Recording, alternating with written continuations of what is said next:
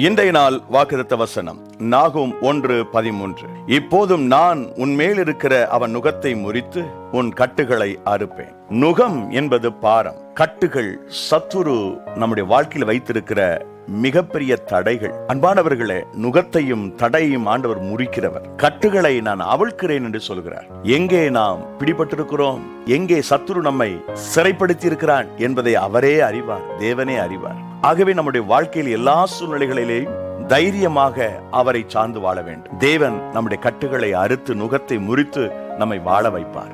இந்த வாக்குத்தத்தம் நிறைவேறுவதற்கு நாம் செய்ய வேண்டியது என்ன? நாகும் 1:7 வாசிக்கின்றோம். அவரை நாம் நம்ப வேண்டும். கர்த்தர் மேல் நம்பிக்கையை வைத்து அவரை நம்முடைய நம்பிக்கையாய் கொண்டிருக்கிற போது அவர் நம்முடைய நுகத்தை முறிக்கிறார், கட்டுகளை அவிழ்க்கிறார், நம்மை ஆசீர்வதிக்கிறார். இன்றைய நாள் நமக்கு ஆசீர்வாதமான நாளாயிருப்பதாக. God bless you.